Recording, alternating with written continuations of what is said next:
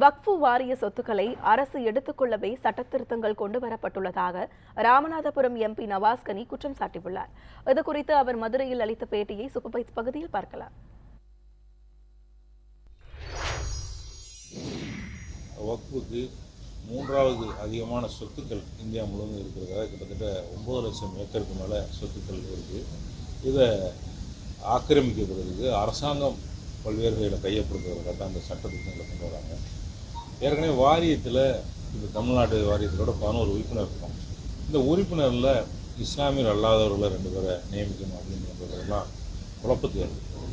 போன வாரம் கூட ராமேஸ்வரத்தில் மீனவர்கள் தொடர்ந்துகிட்டே இருக்கு. வெளியுறவுத்துறை அமைச்சரை சந்திக்கிறது இந்தியாவுக்கு முதல்ல இதில் ஒரு சரியான புரிதல் இல்லை. இந்த இந்தோ ஸ்ரீலங்கன் 1974 கட்சித்தீவு ஒப்பந்தத்தில் இந்திய மீனவர்கள் அந்த பகுதிக்கு போகிறதுக்கு, அங்கே ஓய்வெடுக்கிறதுக்கு, வலைகளை உலர்த்துறதுக்கு, அங்கே இருக்கக்கூடிய அந்தோணியார் கோயிலில் ஆண்டுதோறும் போய் வழிபடுவதற்கெல்லாம் அதில் உரிமை இருக்குது. அந்த சரத்துகள்லாம் இருக்குது. இலங்கை எவ்வளவு தூரம் பொருளாதார ரீதியாக பாதிக்கப்பட்டிருக்கு. அந்த நேரத்தில் இந்தியா உதவி பண்ணலைன்னா அந்த நாடு மீள முடியாது. சைனாவோட அதிகமான உதவி பண்ணது இந்தியா தான். அந்த நேரத்தில் மனிதாபிமான அடிப்படையில் உதவி பண்ணும்போது இந்த தமிழக மீனவர்கள் அந்த பகுதியில் மீன்பிடிக்கக்கூடிய உரிமையை பெற்றுத்தரலாம். அது ஒன்றிய அரசு உதவி செய்யலை. தொடர்ந்து அறிவிக்கிறோம். அந்த மீனவர்கள் தொடர்ந்து போராடிக்கிட்டு இருக்காங்க. இது சம்பந்தமாக பல முறை நாங்கள் அதை வலியுறுத்திக்கிட்டு இருக்கோம். அறவே மெட்ரோ ரயில் திட்டத்துக்கான 2ஆம் கட்ட பணிகள்லாம் நிதியை ஒதுக்கலை.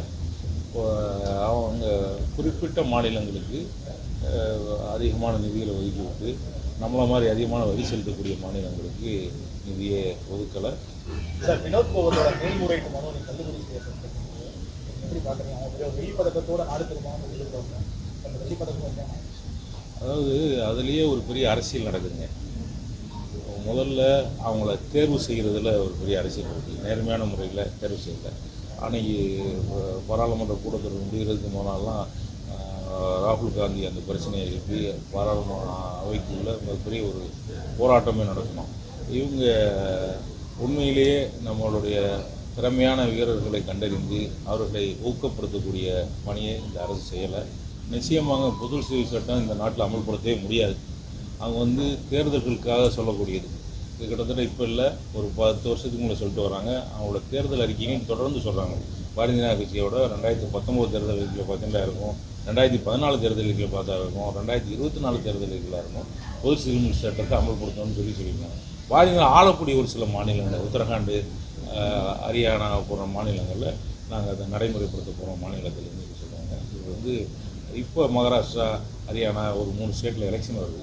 அப்போ இந்த தேர்தல் வரக்கூடிய நேரத்திலாம் அவங்க சொல்லக்கூடிய இது நம்ம நாட்டில் சாத்தியமே இல்லை. நம்ம நாட்டில் எதுவுமே ஒரே சட்டமாக ஆக்க முடியாது.